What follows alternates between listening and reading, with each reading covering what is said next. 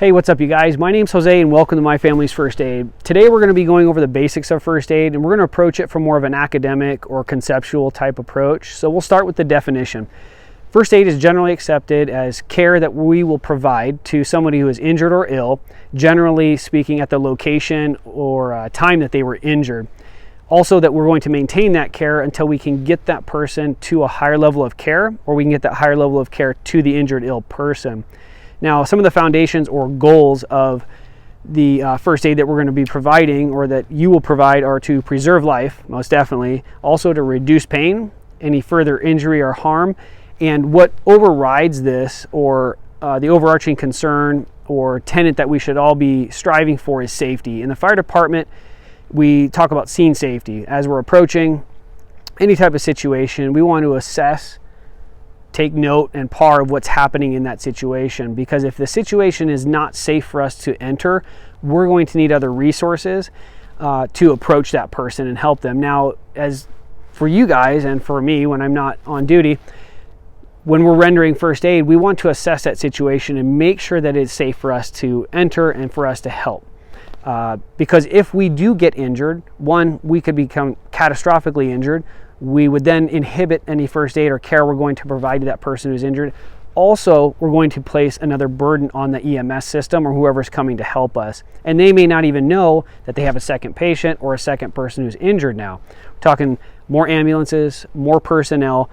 And the initial goal for us was to step in and help this person, but because we haphazardly just rushed in and didn't think our way into that situation, thinking of safety, now we've not only become injured, but we've inhibited or prevented or stopped any care or first aid that we wanted to provide that person. So we definitely need to be considering safety.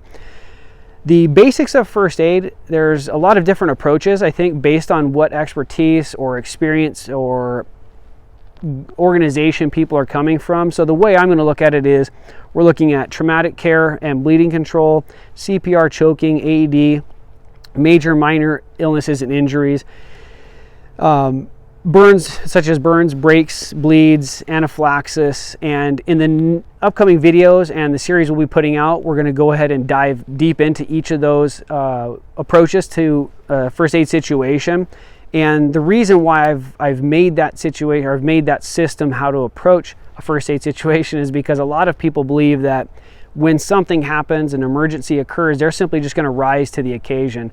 And in my personal professional experience, people don't rise to the occasion. You simply fall to your greatest level of training, your greatest level of education, and that place where you spend time shedding your blood, sweat, or tears in preparation for situations that may come at you. So those will be coming up in these the next few videos, but hopefully giving you guys this information, you have some of a conceptual understanding to the basics of first aid, that definition, the goals, that we want to be safe. And in the end here, like I had said in the first video, a lot of the reasons why, the number one reason why people don't step into that first aid situation and help is because of fear. And that's based on a lack of education and equipment and training. So specifically speaking here, I'm talking about the Good Samaritan law. And a lot of people are afraid to help in a first aid situation because they think they'll be found legally liable for any type of injury or pain that they cause that person. Well, in all 50 states in the United States of America, we have what's called the Good Samaritan law, and that will prevent you from being held liable. And there are some caveats to that. So I would highly suggest you look into the Good Samaritan law and how it is interpreted and written in your state. But generally accepted within the United States, for somebody to help and to give first aid to somebody and be protected under the Good Samaritan law is you have to be doing it without any type of compensation or pay. Two, you're doing it with their consent. So as crazy as it sounds, you find somebody in the woods, broken ankle, broken arm, fell out of a tree, whatever may have happened, they can actually deny you and tell you, I don't want your help. So we need to make sure we're obtaining their consent. That can be implied also. So if that person was unconscious, it's implied or generally understood that they can't speak right now. So they would definitely want help if they were awake. So we want to make sure make sure you're not receiving compensation.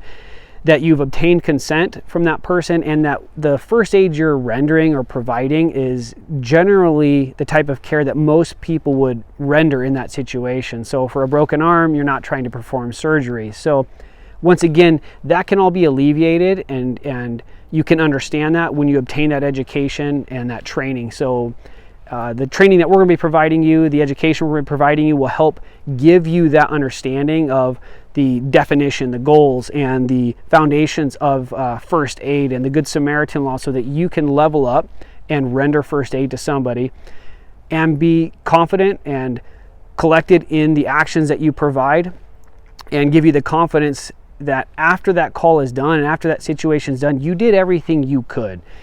You didn't intentionally leave anything out of your equipment, education, and training. You intentionally stepped into that situation with the goal of helping, which will help alleviate a lot of the stress that people deal with after a first aid situation. So if you like this video, give it a thumbs up, share it with somebody, hit the subscribe button, turn on those notifications. We'll be putting out more content. Leave a comment below if you have any questions, concerns. But thank you for your time, and have a great day.